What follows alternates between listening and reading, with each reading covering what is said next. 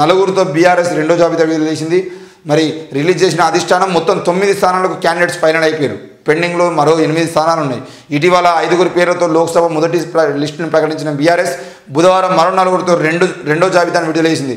చేవెళ్ల టికెట్ని కాసాని జ్ఞానేశ్వర్కి, అలాగే కడియం కావ్య వరంగల్ టికెట్ని కడియం కావ్య అంటే డాక్టర్ కడియం కావ్య గారు కడియం శ్రీహరి గారి కూతురు. మరి కడియం కావ్యకి ఈరోజు టికెట్ని కన్ఫర్మ్ చేసింది.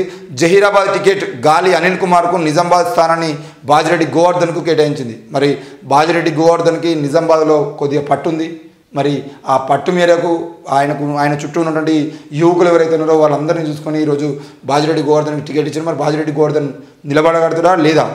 అటు గాలి అనిల్ కుమార్ జహీరాబాద్ నుండి, ఎందుకంటే Zahirabad MP BB Patil already ఆయన అక్కడ నుండి వెళ్ళి బీజేపీలో చేరగానే ఆయనకు బీజేపీ ఎంపీ సీట్ కన్ఫర్మ్ చేశారు. మరి బీజేపీ ఎంపీ సీటు ఆయనకు ఇచ్చిర్రు, అది నిలబెట్టుకోగలుగుతారా లేదా?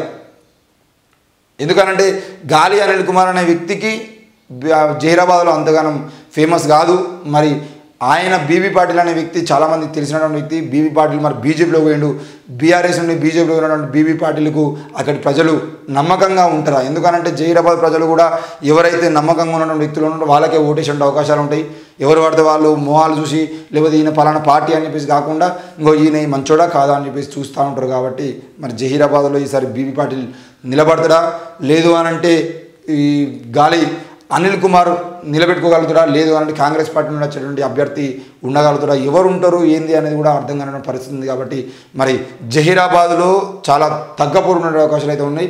మరి వరంగల్లో కడియం కావ్య, వరంగల్ నుండి కడియం శ్రీహరికి సంబంధించిన విషయంలో కడియం శ్రీహరి ఆయన టికెట్ తెచ్చుకోవడము, ఈరోజు ఆయన కుటుంబ సభ్యులకి మళ్ళీ ఎంపీ టికెట్లు కావాలని చెప్పేసి కూడా ఆయన పట్టుబట్టి, ఎందుకనంటే అక్కడ రాజయ్యకు కడియం శ్రీహరికి సంబంధించిన విషయంలో ఏం జరిగింది ఏందని మనం చూసినాము.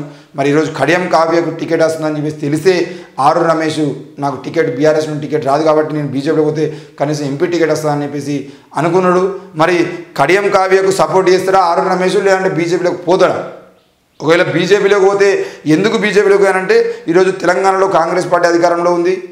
రేపు కేంద్రంలో బీజేపీ పార్టీ కనుక మళ్ళీ అధికారంలోకి వచ్చేదంటే ఆ పార్టీలో నేను సభ్యునిగా ఉంటే ఆ పార్టీలో కనీసం మెంబర్గా ఉన్నా కూడా నాకు రియల్ ఎస్టేట్ సంబంధించిన విషయంలో నా భూములని ఎవరు ముట్టుకునేటువంటి పరిస్థితి ఉందో. ఒకవేళ నేను బీజేపీ కాంగ్రెస్లో కాకుండా బీఆర్ఎస్లో ఉంటే ఇటు రాష్ట్ర ప్రభుత్వం అటు కేంద్ర ప్రభుత్వం, ఇక్కడ ఉన్నటువంటి రేవంత్ రెడ్డి అక్కడ ఉన్నటువంటి నరేంద్ర మోడీ ఇద్దరు కూడా నా ఆస్తుల మీద తప్పకుండా రైడ్లు చేపిస్తారు. రైడ్లు చేసేంటే నా అక్రమ ఆస్తుల విలువలన్నీ బయటపడితే అప్పుడు నాకు రాజకీయ జీవితమే లేకుండా పోతుందని చెప్పేసి ఆరు రమేష్ భయపడే ఈరోజు బీజేపీలో పోతున్నాడనే విషయం కూడా వార్తలు కూడా వినబడతా ఉన్నాయి. మరి అట్లాంటి క్రమంలో ఒకవేళ ఆయన ఆరు రమేష్ నిలబడినా కూడా ఆయన అక్రమాస్తులకు సంబంధించిన విషయంలో ఆయన వరంగల్ నుండి గెలవగలుగుతారా లేదా? వర్ధన్నపేటలో ఓడిపోయి అదే వర్ధన్నపేట నియోజకవర్గానికి ఆ ఎంపీగా నిలబడితే ప్రజలు ఆదరిస్తారా లేదా అనేది కూడా చూడాల్సిన అవసరం ఉంది. రేవంత్ సర్కార్ ఎట్ 100 days గత ప్రభుత్వ అవినీతి కుంభకోణాల వెలికితీతలో సక్సెస్, సరికొత్త నిర్ణయాలతో ప్రజలకు మరింత చేరువ, గ్యారంటీల అమల్లో తడబాటు. ఏది ఏమైనా కూడా రేవంత్ రెడ్డి సర్కారు ఈ రోజుతో 100 రోజులు పూర్తి చేసుకుంటుంది. మరి 100 రోజులు పూర్తి చేసుకుంటున్నటువంటి రేవంత్ రెడ్డి సర్కారుకు సంబంధించిన విషయంలో మరి ఏం జరిగింది, ఎట్లా జరిగింది? రేవంత్ రెడ్డి ప్రతిపక్షాలను నిందించడానికి సంబంధించిన విషయంలో, గత ప్రభుత్వం చేసినటువంటి ఫెయిల్యూర్స్కు సంబంధించిన విషయంలో వాటిని మాట్లాడి సక్సెస్ అయిండు అనే విషయం మాత్రం కరెక్ట్, అంతవరకే కరెక్ట్. మరి 6 గ్యారెంటీల అమలు సంబంధించిన విషయంలో కానీ మిగతా విషయాల్లో కానీ వాళ్ళు ఏం చేస్తున్నారు, ఎట్లా చేస్తున్నారు, ముఖ్యంగా రేవంత్ రెడ్డి ప్రభుత్వం ధరణి విషయంలో తీసుకున్న నిర్ణయాలు కానీ, లేదు అనంటే రైతు బంధు తీసేసి మేము రైతు బీమా లేదంటే మిగతా అన్ని చేస్తామని చెప్పినప్పుడు ఇప్పటి వరకు 3 ఎకరాల కన్నా పైన ఉన్నటువంటి వాళ్ళకి ఎవరికి రైతు బంధు పట్టేటువంటి దాఖలాలు లేవు. వేస్తాం అంటున్నారు. ఇప్పుడు ఎలక్షన్లకు ముందు ఆ రైతు బీమా డబ్బులు కూడా వేసి మళ్ళీ మేము డబ్బులు వేసినామని చెప్పేసి ఓట్లాడుకోవడం తప్ప నిజంగానే ఎలక్షన్స్ రాకపోయి ఉంటే మాత్రం ఆ రైతు బంధు పైసలు అనేవి పడతాయా లేవనేది కూడా తెలియదు. మరి ఈరోజు 5 ఎకరాల లోపు ఉన్న వాళ్ళందరికీ మేము రైతు బంధు ఇస్తామని చెప్పారు. 5 ఎకరాల లోపు ఉన్న వాళ్ళకి కూడా ఇంతవరకు డబ్బులు ఇచ్చినటువంటి పాపన పోలేదు. కాబట్టి మరి కాంగ్రెస్ ప్రభుత్వము ఈ 100 రోజుల్లో ఏం చేసింది, ఎట్లా చేసింది అనే విషయంలో బీఆర్ఎస్ పార్టీ మాత్రం క్లియర్గా రేవంత్ రెడ్డి సర్కార్ ఫెయిల్ అయింది, 100 రోజుల్లో వాళ్ళు ఇస్తామన్నటువంటి హామీలు ఇవ్వలేదు అని చెప్పేసి మాట్లాడుతున్నారు. మరి రేవంత్ రెడ్డి మాత్రం లక్షలాది మంది మహిళలను ఈరోజు పరేడ్ గ్రౌండ్ తీసుకొచ్చి మహిళలకు మరింత మేము పథకాలు ఇస్తామని చెప్పేసి చెప్తున్నారు. ఏం జరుగుతుంది, ఎట్లా జరుగుతుంది? 100 రోజులు ప్రజలు కాంగ్రెస్ ప్రభుత్వాన్ని నమ్మిరా, లేదు అంటే 100 రోజుల్లోనే కాంగ్రెస్ పార్టీ ఫెయిల్ అయిందా అనే విషయం కూడా రేపు నుండి ప్రజలు చెప్పేటువంటి అవకాశం ఉంది. ఎందుకంటే 100 రోజులు మాకు టైం కావాలని చెప్పేసి రేవంత్ రెడ్డి అడిగిండు. 100 రోజుల సమయం అయిపోతుంది. మరి 100 రోజుల సమయంలో ప్రజలు ఎలా ఉన్నారు, ఈ కాంగ్రెస్ పాలనలో ఏంది అనేది మనం ప్రజల రిపోర్ట్ ద్వారా తెలుసుకుందాం. ఉజ్వల భవిష్యత్తు దిశగా అడుగులు. ప్రధాని నరేంద్ర మోడీ 1,25,000 కోట్ల సెమీ కండక్టర్ ప్రాజెక్టులకు శంకుస్థాపన.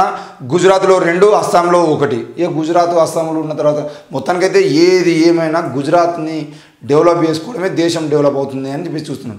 గుజరాత్ మోడల్ అని చెప్పి అదేవిధంగా దేశాన్ని మోడల్గా మారుస్తా అని చెప్పిండు. దేశానికి ప్రధాని అయిన తర్వాత గత 10 ఏళ్ళుగా పూర్తిగా తీసుకుపోయి పైసలన్నింటినీ గుజరాత్ మీద పెట్టుబడి పెడతా ఉన్నాడు.